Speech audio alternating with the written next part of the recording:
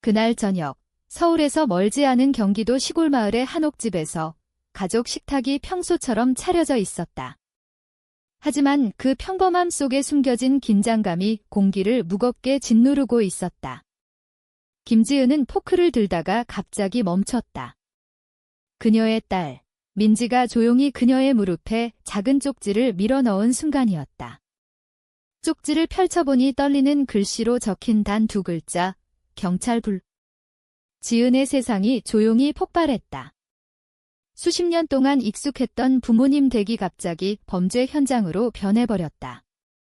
탐욕이 친절을 뒤틀어버린 그곳에서 지은은 더 이상 침묵하지 않기로 했다. 이번에는 반격할 차례였다. 김지은은 39세로 서울 강남에서 건축사무소를 운영하며 성공적인 삶을 일구었다. 그녀의 집은 현대적인 아파트였다. 무엇보다 소중한 건 딸 민지였다. 이혼은 힘들었지만 모녀는 더 강해져서 세상에 맞섰다.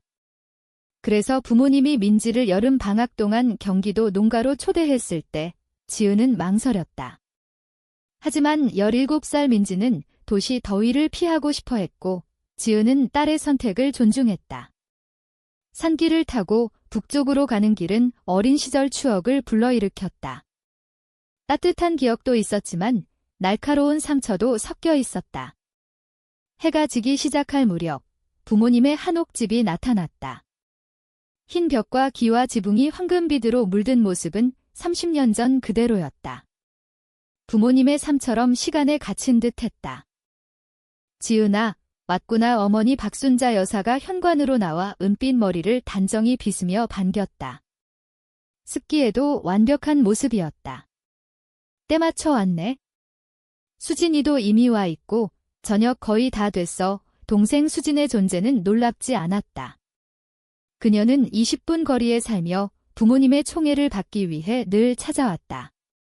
지은은 가방을 들고 안으로 들어섰다. 불고기와 반찬의 익숙한 냄새가 불편한 포옹처럼 그녀를 감쌌다. 식당으로 들어서니 대화 소리가 울렸다. 아버지 박영철 씨가 상석에서 고기를 정교하게 썰고 있었다. 수지는 웃으며 앉아 있었지만 지은의 시선은 민지에게 고정됐다. 활기차고 수다스러운 딸이 침묵한 채 음식을 접고 있었다. 눈 밑 다크서클이 짙었고 윤기 있던 머리카락이 축 처져 있었다. 민지야, 엄마 왔어. 지은이 딸의 머리에 입맞춤을 하며 말했다. 민지가 움찔했다. 안녕, 엄마. 목소리가 속삭임처럼 작았다. 민지가 좀 피곤해 보이네. 웃순자가 지은의 접시를 놓으며 설명했다. 햇볕을 너무 쬐서 그런가 봐. 그런데 우리 친구 현우 씨가 잘 도와줬지. 그제야 낯선 남자를 봤다. 50대 중반, 강철 같은 회색 머리와 차가운 파란 눈의 남자. 그는 지은의 옛자리에 앉아 있었다. 이현우입니다. 가족의 법률 고문이에요. 부모님께서 당신에 대해 많이 말씀하셨어요. 그는 손을 내밀었다. 법률 고문. 부모님이 언제부터 저녁 식사에 법률가를 초대할 만큼 친한 변호사를 두었지? 지은은 그의 손을 잡았다. 너무 세게 쥐는 악수, 계산적인 시선. 엄마가 당신 얘기 한 적 없는데요. 지은이 민지 옆 빈자리에 앉으며 말했다. 현우 씨가 요즘 큰 도움을 주고 있어. 아버지가 끼어들었다. 특히 삼촌이 돌아가신 후 유산 관리에 삼촌 박준호. 3개월 전 심장마비로 갑자기 세상을 떠났다. 그는 아버지의 형으로 평생 독신이었고 기술 분야에서 부를 쌓았다. 지은은 꽃을 보내고 자선 기부를 했지만 장례식에 가지 않았다. 일이 바빴고 솔직히 가까운 사이는 아니었다. 대화가 흘렀다. 수진의 아이들, 아버지의 골프, 마을 새 슈퍼마켓. 평범한 가족 수다지만 전혀 평범하지 않았다. 민지는 음식을 건드리지도 않았다. 물컵을 들 때 손이 살짝 떨렸다. 민지 양, 우리가 나눴던 미래 계획에 대해 더 생각해봤나? 현우가 부드럽게 물었다. 민지가 굳었다. 시간이 더 필요하다고 했어요? 물론이지. 서두를 일 없어. 이런 결정은 천천히 해야지. 경고벨이 울렸다. 무슨 결정? 물어보려는데 무릎에 무언가 스쳤다.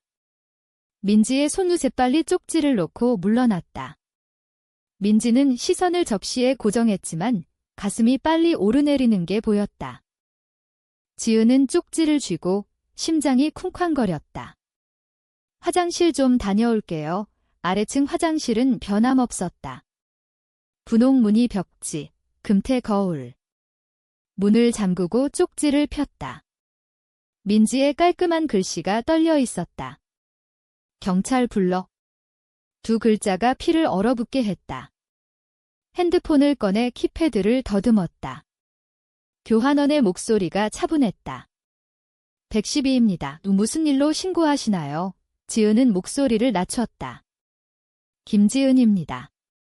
경기도시 동 47번지예요. 10대 딸이 쪽지로 도와달라고 했어요. 위험한 상황인 것 같아요. 즉시 위협이 있나요? 경찰이 필요하신가요? 경찰이요. 뭔가 아주 잘못됐어요. 경찰이 출동 중입니다. 딸님과 안전하게 계실 수 있나요? 네, 가족 저녁 식사 중이에요. 민지가 무서워 보여요. 자연스럽게 행동하세요. 15분 내 도착할 거예요. 상황 악화되면 다시 전화하세요. 지은은 물을 틀고 거울을 봤다. 얼굴이 창백했지만 강제로 표정을 정상으로 만들었다. 민지가 필요로 하는 건 차분한 엄마였다. 식당으로 돌아가는 길이 지뢰밭 같았다. 아치 너머로 그들이 보였다. 가족, 낯선 자, 그리고 공포에 질린 딸. 15분. 그저 15분 버티면 된다. 자리에 앉아 포크를 들었다. 미안해요. 이 불고기 맛있네요. 엄마. 순자가 환히 웃었다. 옆에서 민지의 숨소리가 가빠졌다. 테이블 아래에서 지은은 딸의 손을 찾았다. 메시지 받았어. 도움 올 거야. 민지가 손을 쥐었다. 눈물이 테이블보 아래로 떨어졌다. 뜨거운 물방울이 연결된 손에 스쳤다. 불고기는 판지처럼 느껴졌다. 씹고 삼키고 웃어라. 민지는 먹는 척조차 포기했다. 손은 지은의 손을 놓지 않았다. 차갑고 습기 찬 맥박이 갇힌 새처럼 뛰었다. 지은아, 내 프로젝트 얘기 좀 해봐. 미술관인가? 수진이 고기를 썰며 물었다. 현대미술센터야. 다음 달 착공. 지은이 대답했다. 유리 외벽과 돌출 갤러리를 설명하며 머릿속은 가능성을 헤맸다. 여기서 무슨 일이? 민지를 이런 절박함으로 몰아넣은 건 뭐지? 야심찬에 현우가 끼어들었다. 가족 내력인가 봐. 민지 양도 큰 유산을 관리해야 하니까. 지은의 포크가 멈췄다. 유산. 민지가 말 안 했어. 아버지가 의아해했다. 삼촌이 민지에게 전부 물려줬어. 17살의 큰 책임이지. 방이 기울었다. 삼촌이 민지에게 재산을. 수억 원일 텐데. 언제 일어난 일이에요? 유언장 읽은 지 2주 됐어. 순자가 말했다. 그래서 민지를 더 오래 머물게 했지? 서류가 많아서. 현우 씨가 잘 안내해주고 있어? 이 딸이 2주 동안 이 소식을 품고 있었고 아무도 지은에게 말 안 했다. 최근 문자들이 떠올랐다. 괜찮아, 엄마. 재미있어. 나중에 유산 얘기 한 번도 없었다. 엄마한테 전화하려 했어. 민지가 속삭였다. 지은만 들을 수 있게. 직접 말하는 게 낫다고 하셨어. 현우가 앞으로 기울였다. 미소가 유리처럼 날카로웠다. 이런 일은 신중히 해야 해. 일 바빠서 걱정할 필요 없게. 민지 양이 아주 성숙하게 대처하고 있어? 성숙하게. 수진이 따라했다. 이미 몇 서류에 사인했어. 이관 절차 시작하려고. 이관, 목소리가 날카로워졌다. 적절한 관리로 현우가 부드럽게. 10대가 이런 부담지면 안 되지. 가족 신탁에 넣는 거야? 누구 신탁? 침묵이 망치처럼 떨어졌다. 시계조차 멈춘 듯 했다. 현우의 눈이 좁아졌다. 미소는 변함없었다. 가족 신탁이지. 부모님과 동생이 수탁자가 돼서 민지가 적절한 나이 될 때까지. 위가 뒤틀렸다. 테이블 아래 민지의 손톱이 지은의 손바닥을 파고들었다. 필사적인 호소. 창밖을 봤지만 어두운 하늘만. 서류 좀 봐야겠어요. 지은이 조심스럽게. 엄마로서 이런 결정에 관여해야 해요. 물론 우순자가 말했다. 하지만 미소가 딱딱했다. 근데 지은아, 넌 항상 바빴네. 부담 주기 싫었어. 딸 미래는 부담 아니에요. 방 온도가 10도 떨어진 듯 했다. 아버지가 칼을 내려놓았다. 수진의 얼굴이 일그러졌다. 지은이 가족 서사를 흔들 때마다 나오는 표정. 그리고 현우, 뱀처럼 지은을 노려봤다. 저녁 후에 얘기하자 현우가 제안했다. 식사 분위기 망치지 말고. 배 안 고파요. 민지가 갑자기 말했다. 실례할게요. 음식 거의 안 먹었잖아. 우순자가 반대했다. 차도 안 마셨어. 잠 잘 오게 해주는 거 알지? 차? 민지는 차를 싫어했다. 어릴 적부터. 또 하나의 퍼즐 조각이 맞춰졌다. 피곤함, 다크서클, 떨리는 손. 오늘은 건너뛰자. 지은이 단호히. 바보같이. 루틴이 중요해. 순자의 목소리가 어린 시절처럼 강철 같았다. 벨벳에 쌓인 칼. 현우 씨. 민지 특제 차 좀 준비해 줄래? 안 돼. 지은의 입에서 나왔다. 차도, 서류도, 나 없이 토론도 안 돼. 현우가 천천히 일어났다. 180cm 키가 위협적이었다. 김지은 씨, 아니 이혼했으니 미스 김. 좀 흥분한 것 같네. 쉬는 게 좋겠어. 전혀 안 흥분했어요. 운전 피곤. 직장 스트레스. 때론 없는 문제를 상상하지. 이 가스라이팅. 부모님 식탁에서 지은을 가스라이팅하려 했다. 지은은 가족을 봤다. 진짜로. 아버지의 고집스러운 턱선. 수진의 피한 시선. 그리고 순자, 외모를 최우선으로 하던 어머니, 진실을 부정하는 공허한 미소. 그들은 모두 공모자였다. 민지야, 지은이 조용히. 짐 챙겨. 집에 가자. 못 가. 수진이 터뜨렸다. 내일 약속 있어. 법적 일, 중요해. 딸 안녕보다 중요한 건 없어. 현우가 문 쪽으로 이동했다. 막진 않았지만 위협이었다. 다시 생각해보는 게 좋겠어? 지금 가는 건 현명하지 않아. 지은의 핸드폰이 진동했다. 모르는 번호. 경찰 접근 중. 침착해. 현명하지 않다. 지은이 일어나 민지를 끌어당겼다. 협박해? 협박. 순자가 헉소리를 냈다. 지은아, 정말. 현우 씨가 도우려는 거야? 내가 드라마틱해. 늘 그렇듯. 늘 그렇듯. 어린 시절 얼마나 들었나? 모든 걱정을 무시. 본능을 무효화. 하지만 지은은 더 이상 아이가 아니었다. 이건 지은에 관한 게 아니었다. 민지가 도착 후 안 좋아 보이네. 지은이 평정하게. 무서워해. 쪽지로 도와달라고 했어? 그래서 딸 데리고 가. 넌 항상 이기적이야. 수진이 뱉었다. 타인 관심 못 견디지. 민지 돈 생기니 갑자기 엄마 행세. 비난이 아팠지만 미끼를 물지 않았다. 창밖에서 움직임이 보였다. 집으로 다가오는 그림자. 생각대로 해. 지은이 말했다. 우린 간다. 현우의 가면이 벗겨졌다. 추한 게 스쳤지만 미소가 돌아왔다. 허락 못해. 허락, 지은이 쓰게 웃었다. 권한 없어. 없나? 현우가 핸드폰을 꺼냈다. 친한 판사 한 통하면 일시적 부적격 판정받을 수 있어. 감정 불안정, 이혼 후 불안정 이력. 이 새끼 요초인종이 울렸다. 모두 얼었다. 침묵 속 경찰 무전기 소리가 들렸다. 누굴 불렀어? 순자의 목소리가 날카로웠다. 지은이 민지의 손을 쥐었다. 도웅, 초인종이 더 세게 울렸다.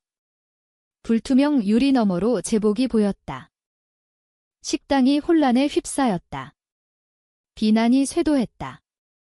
하지만 지은은 민지에게 시선을 고정했다. 손잡이가 그녀를 지탱해 주었다. 내가 열게 아버지가 차분히. 하지만 현우가 먼저 나섰다. 아니, 지은이 크게. 민지랑 내가 열어. 우리 코리아 현관으로 가며 추억이 밀려왔다. 이 집, 이 방들. 어린 시절 모양. 식당에서 성적표를 해부하듯 분석. 수진의 성취는 축하, 지은의 건 과시. 거실에서 감정을 관리, 표현 금지. 부엌에서 순자가 갈등을 부정하며 미소로 덮음. 지은은 수년간 상담으로 위만 가족의 매듭을 풀었다. 무조건적인 사랑을 증명해야 했던 필요. 순자의 부드러운 가스라이팅으로 기억을 의심. 아버지의 침묵이 배신처럼. 수지는 배를 흔들지 않으며 생존, 부모가 원하는 대로 반사. 그녀는 새마을 떨어져 살았지만 식당에서 벗어나지 못했다. 지은은 민지가 태어났을 때 사이클을 끊기로 맹세. 딸은 사랑을 의심하지 않게, 자리 벌지 않게. 이혼이 흔들었지만 솔직함으로 재건. 이제 경찰에게 가며 어린 시절이 이 순간을 준비시켰음을 깨달았다. 과민, 드라마틱, 과하다고 해도 본능을 믿게. 경찰님, 이지은이 문을 열었다. 와주셔서 감사해요. 김지은이에요. 이게 제 딸 민지예요. 두 경찰이 서 있었다. 나이든 쪽, 김 형사 명찰. 신고하신 분 맞으시죠? 딸님 안전 우려로. 이럴 수 없어. 순자가 뒤에서 떨며. 경찰님, 번거롭게 해서 죄송해요. 제 딸이 이력이. 부인, 물러나세요. 젊은 경찰이 막았다. 먼저 김지은 씨와 딸님과 얘기해야 해요. 이게 내 집이야. 순자의 가면이 완전히 벗겨졌다. 절박함이 드러났다. 그 애는 미성년자고 내 보호하에 있어? 제 딸이에요. 지은이 단호히. 도와달라고 했어요. 김 형사의 눈이 날카로워졌다. 사적으로 말할 곳 있나요? 현우가 뒤에 서 있었다. 각을 계산하는 듯 현관이 좋아요. 민지야, 무슨 일인지 말해봐. 하지만 민지는 벙어리가 됐다. 지은 옆에서 떨었다. 시선의 무게, 가족이 포획자가 된, 제복 낯선이 엄마로부터 격리된. 너무 많았다. 괜찮아, 자기야. 지은이 중얼거렸다. 이제 안전해. 아무도 안전하지 않아. 수진이 순자를 밀치며.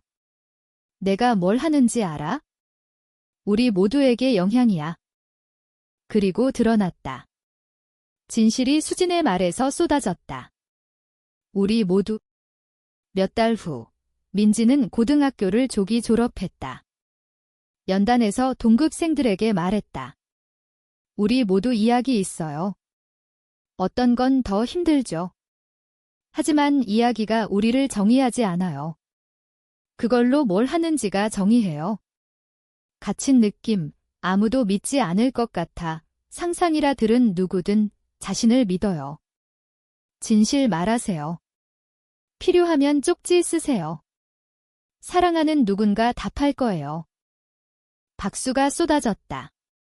군중에서 변호사 패터슨 식 한국화, 박 변호사가 눈물을 닦았다. 뒤에 헨리 재단, 삼촌 재단, 수혜자들, 가족 악몽에서 벗어난 아이들. 의식 후 민지가 멈췄다. 엄마, 봐. 15살쯤 소녀가 관중석 근처에 이모와 서 있었다. 눈이 공허했다. 프로그램을 쥔 손가락이 하얗다. 민지가 다가갔다. 안녕, 난 민지야. 이게 엄마 지은이야. 소녀의 눈이 우리를 오갔다. 연설 들었어요. 얘기할래? 민지가 부드럽게. 소녀가 고개 끄덕이며 눈물 흘렸다. 이모가 안도했다. 민지가 조용한 곳으로 이끌며 지은은 딸의 변화를 경탄했다. 피해자에서 생존자, 옹호자로.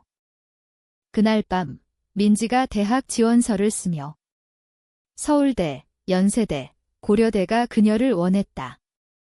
지은은 자신의 이야기를 생각했다.